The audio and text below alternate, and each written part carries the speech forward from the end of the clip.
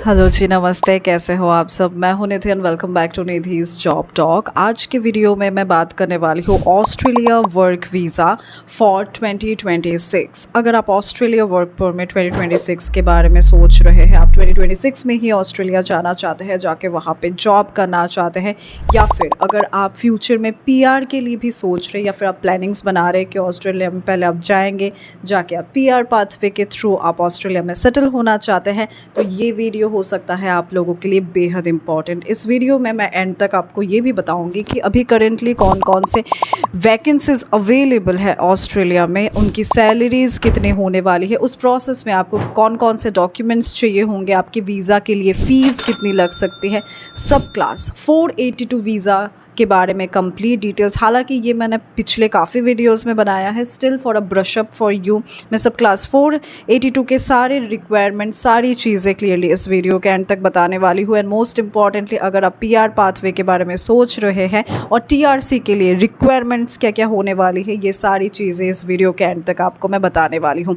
तो इस वीडियो को बिना स्किप करे देखना। अगर आपने स्किप कर दिया तो आपने मिस कर दिया। और अगर आप हमारे चैनल में नए हैं या फिर ये वीडियो आपके पास पहली बार पहुंची है, तो हमारे चैनल को आप ज़रूर सब्सक्राइब कीजिए, क्योंकि इन्फॉर्मेशंस बहुत इंपॉर्टेंट होते हैं। माइन्यूट चीज़ें लोग मिस कर जाते हैं। ये सारी चीज़ें थोड़ी मैं डिटेल्स में बताती हूँ इस चैनल में, तो हमारे चैनल को आप ज़रूर सब्सक्राइब कीजिए। तो चलिए इस वीडियो को शुरू करते हैं। देखिए, ऑस्ट्रेलिया में 2026 में काफ़ी सेक्टर्स में वर्कर्स की शॉर्टेज चल रही है, तो वो क्या करते हैं, फॉरेनर्स को हायर करते हैं उनके डिमांड को फुलफ़िल करने के लिए। अब कुछ पॉपुलर पोजीशंस है जहाँ पे वो लोग कंस्टेंटली हायर कर रहे हैं, स्पेशली फॉरेनर्स को, जैसे warehouse picker and packer, store keeper, forklift operator, farm worker, fruit packer, truck driver, aged care worker, chef, cook, electrician, welder, carpenter, construction worker, software engineers and registered nurse. अब बात यह है, warehouse and farm jobs के लिए mostly क्या करते हैं employers, freshers को हायर करते हैं। क्योंकि वो फ्रेशर्स को इसीलिए कंसिडर करते हैं क्योंकि उनको प्रायर एक्सपीरियंस की रिक्वायरमेंट नहीं रहती है। जो भी ट्रेनिंग्स होते हैं वो एम्प्लॉयर खुद प्रोवाइड कर देते हैं, इसीलिए फ्रेशर्स को वो कंसिडर कर लेते हैं। लेकिन स्किल्ड जो भी जॉब्स होते हैं उनके लिए वो एक्सपीरियंस कैंडिडेट्स को हायर करते हैं, एक्सपीरियंस की रिक्वायरमेंट रहती है। अब बात अगर हम सैलरी की करते हैं, तो सैलरी सिटी, एक्सपीरियंस और आपके एम्प्लॉयर के अकॉर्डिंग ही होता है। अब बात है ऑस्ट्रेलिया वर्क वीज़ा कौन सा है।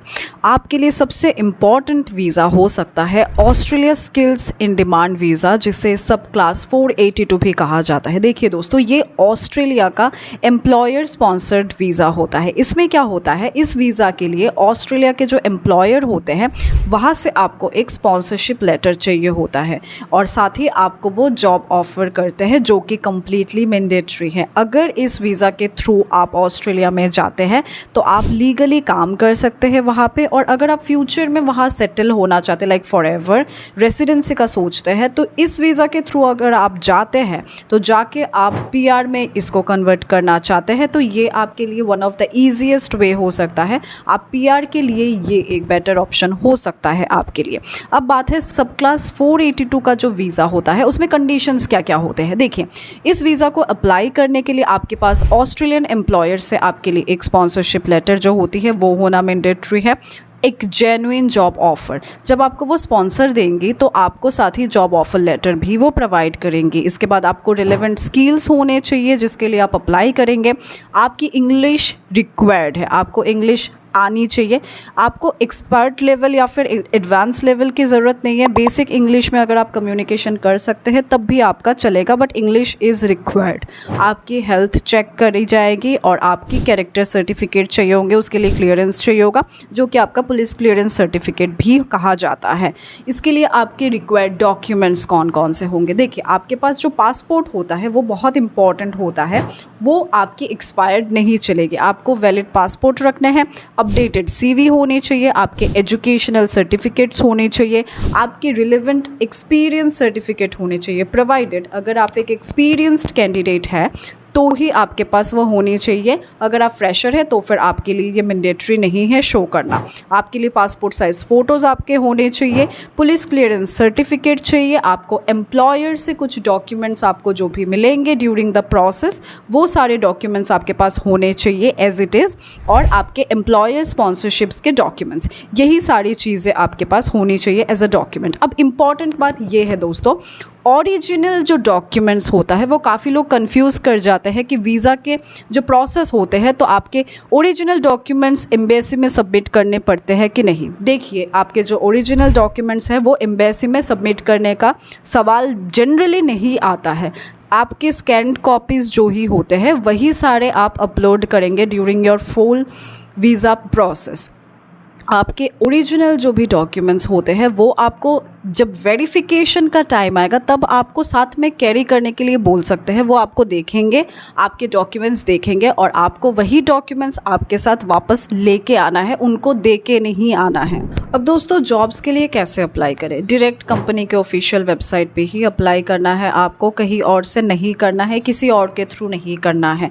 देखिए, कुछ पॉपुलर जॉब पोर्टल्स होते हैं जैसे कि सिक ऑस्ट्रेलिया, इंडीड ऑस्ट्रेलिया, जोड़ा jobs, career one, workforce Australia. देखिए, लिंक्डइन पे भी आपको ऑस्ट्रेलिया के कुछ कंपनीज़ मिल जाएंगे, लेकिन वहाँ पे कंपनी जो रेगुलरली हायरिंग करती है उसमें आपको लगातार चेक करते रहना चाहिए। अप्लाई करने वक्त आपको आपके प्रोफेशनल सीवी रखनी चाहिए, आपके पास आपके कवर लेटर होने चाहिए जहाँ पे आपके बारे में सारी चीज़ें इन डिटेल प्रोफेशनल आपके इन्फॉर्मेशंस कैरी करेंगे एंड आपके रिलेवेंट एक्सपीरियंस जो होंगे वो आपको मेंशन करना है। ये बहुत इंपॉर्टेंट है। ये सारी चीज़ें जब आप अप्लाई करेंगे ये सारी चीज़ें आप माइन्यूटली ध्यान रखिएगा। स्टिल अगर आपको अप्लाई करने में आपको सपोज़ कुछ भी आपको सर्च करने में प्रॉब्लम हो रहा है, आपके जो भी रिक्वायर्ड जिस फील्ड में आप जॉब के लिए अप्लाई करना चाहते हैं वो आपसे बार बार मिस हो रहा है, तो आप मुझे कांटेक्ट कर सकते हैं। आपके स्क्रीन में अवेलेबल है मेरा नंबर, आपका प्रोफाइल आप डायरेक्टली शेयर कीजिए। देखिए दोस्तों, एक चीज़ मैं आपके साथ और भी शेयर करना चाहती हूँ।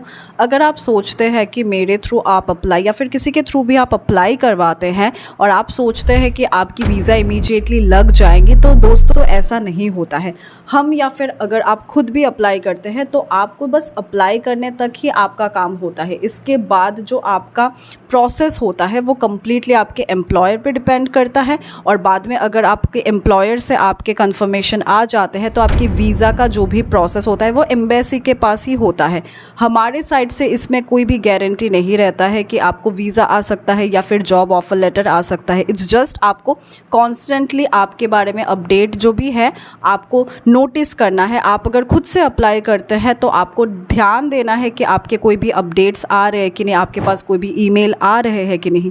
ज़्यादा अगर टाइम आपका चला जाता है आपको तभी समझ जाना चाहिए कि आप ऑलरेडी रिजेक्टेड है, क्योंकि मोस्ट कंपनीज़ क्या करती है आजकल इन्फॉर्मेशन ज़्यादा अपडेट नहीं करती है कि दैट यू आर रिजेक्टेड और समथिंग लाइक दैट, क्योंकि ऑटो रिजेक्शन मोड में वो रख देते हैं, एआई खुद से ही रिजेक्ट कर देती है, तो आपके पास कभी कभी आपके रिजेक्शन ईमेल्स भी नहीं आ सकते हैं। तो ये बात आप ध्यान रखिएगा। अब नेक्स्ट टॉपिक जो आपके साथ मैं डिस्कस करने वाली हूँ वो है आपके जॉब ऑफर मिलने के बाद के प्रोसेस क्या होने वाले हैं। फर्स्ट स्टेप आपका होगा जब आपके जॉब ऑफर मिल जाएंगे तब इसके बाद आपका फर्स्ट स्टेप होगा आपका एम्प्लॉयर आपके लिए एक इंटरव्यू राउंड स्केड्यूल करेंगे। अगर आपने इंटरव्यू राउंड क्लियर कर लिया, आपका सब कुछ प्रोसेस सही रहता है थ्रू आउट द इंटरव्यू, तो आपको वो जॉब ऑफर लेटर प्रोवाइड कर देंगे। आपके जॉब ऑफर लेटर मिलने के बाद ही एम्प्लॉयर का जो स्पॉन्सरशिप लेटर होता है वो साथ ही आपके पास एम्प्लॉयर आपकी स्पॉन्सरशिप के लिए भी वो दे देगी। नेक्स्ट जो आपका फोर्थ स्टेप है वो है आपका नॉमिनेशन अप्रूवल। जब आपकी नॉमिनेशन अप्रूव होके आ जाएंगे तो आपका फिफ्थ स्टेप होगा आपकी वीज़ा एप्लीकेशन के लिए सबमिशन डाली जाएंगी। जब आपका वीज़ा प्रोसेसिंग में रहेगा तभी आपके मेडिकल एग्जामिनेशन के लिए आपके पास एक कंफर्मेशन आ जाएगा। आपको आपके मेडिकल एग्जामिनेशन देना है, फिर आपके पुलिस क्लियरेंस सर्टिफिकेट निकालना है, एंड आपका जो 8th स्टेप है that is your visa decision, तब आपका ऑलमोस्ट फाइनल स्टेप है। And your last and the final step will be travel to Australia. आजकल एक क्वेश्चन बहुत ज़्यादा देखने को मिलता है क्योंकि हमारे पास्ट कुछ क्लाइंट्स के साथ ऐसा हुआ है, इसीलिए हमें कॉन्स्टेंटली क्वेश्चन पूछे जाते हैं कि मैम क्या सच में 20 दिन के अंदर वीज़ा पॉसिबल है। देखिए 15, 20, 30 ये टाइमलाइन कुछ फिक्स नहीं है। हाँ जी दोस्तों, कुछ केसेस में डेफिनेटली फास्ट प्रोसेसिंग होता है, लेकिन कोई भी जेन्युइन कंसल्टेंट या फिर कोई भी कंपनी आपको 100% गारंटी इस चीज़ का नहीं दे सकते हैं, बिकॉज प्रोसेसिंग टाइम आपके एम्प्लॉयर,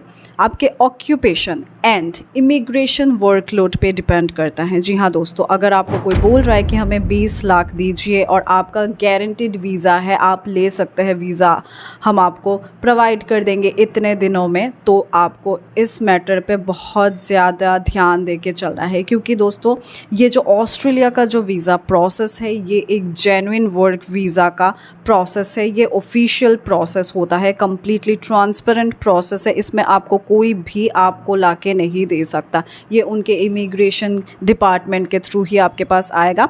जॉब ऑफ़र या फिर आपके स्पॉन्सरशिप जो भी लेटर होते हैं, अगर आप एम्प्लॉयड स्पॉन्सरशिप वीज़ा के थ्रू जाना चाहते हैं तो ये आपके लिए बेहद इम्पॉर्टेंट स्टेप होता है, ये बहुत इम्पॉर्टेंट एक फैक्टर हो सकता है आपके लिए।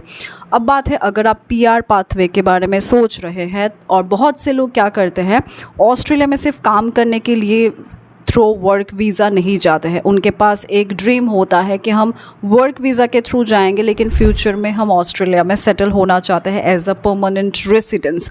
तो इस केस में आपको क्या करना है, देखिए आपके लिए एक गुड न्यूज़ है डेफिनेटली। सब क्लास 482 जो होता है वो वीज़ा आपके फ्यूचर में PR पाथवे के लिए आपके लिए ईजी एक रोड मैप रेडी करती है। देखिए इस कॉमन PR केसेस में आपको रूट क्या होता है, सबसे पहले आप सब क्लास 482 जब आपको मिलेगा उसके लिए आपको वर्क एक्सपीरियंस चाहिए होंगे। आपके एम्प्लॉयर के थ्रू जो आपके स्पॉन्सर्ड PR होते हैं, जिसको सब क्लास 186 भी कहा जाता है, वो आपको मिलेगा।